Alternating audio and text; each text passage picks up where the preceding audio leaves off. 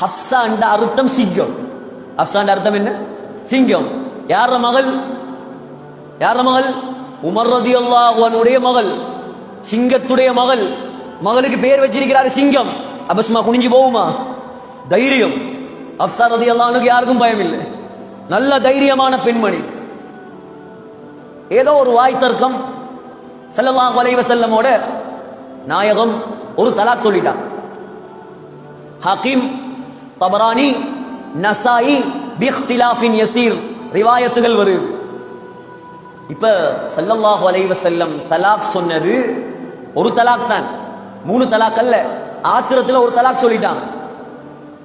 தலாக் சொன்னது உமர் ரலியல்லாஹு அன்ஹு போய் செய்தி. எவ்வளவு கவலையா இருக்கு.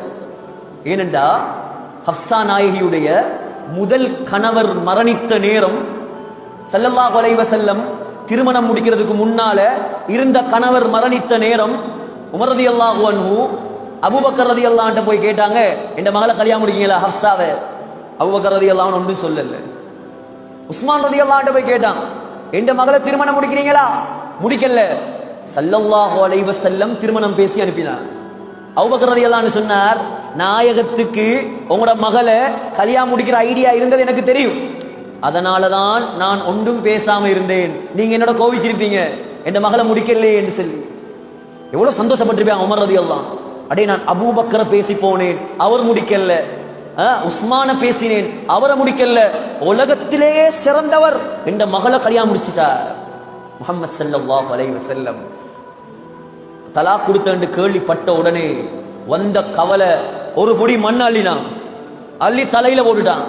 போட்டு சொன்னாங்க, மா யஅபுல்லாஹு பிஉமர வப்னதிஹி பஅத ஹாதா.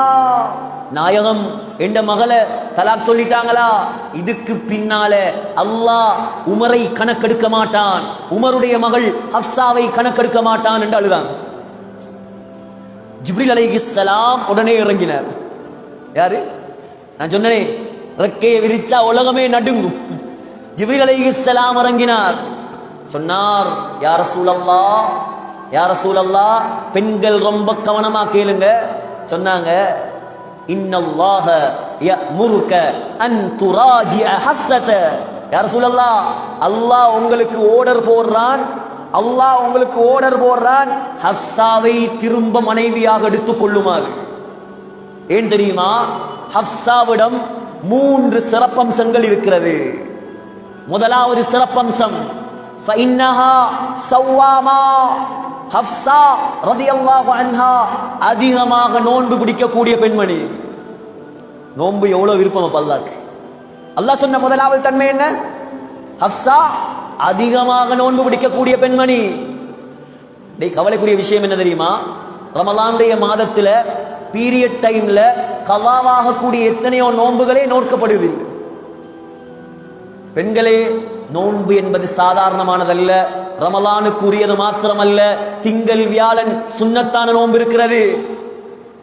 ஹஃப்ஸா ரலியல்லாஹு அன்ஹாவை அல்லாஹ் நேசித்த முதலாவது காரணம், ஃபஇன்னஹா ஸவ்வாமா, அதிகமாக நோன்பு பிடிக்கக்கூடிய பெண்மணி. ரமலான் நோன்புடைய காலம். இரண்டாவது, வகவ்வாமா. ஹஃப்ஸா அதிகமாக தஹஜ்ஜத் தொழக்கூடிய பெண்மணி.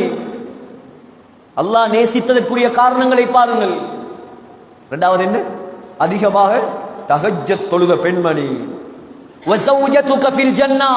மூணாவது சிறப்பு, சுவர்க்கத்திலும் நாயகத்தின் மனைவி அவதான். ஸல்லல்லாஹு அலைஹி வஸல்லம் மீட்டி எடுத்துக்கொண்டான், மனைவி ஆயிட்டா.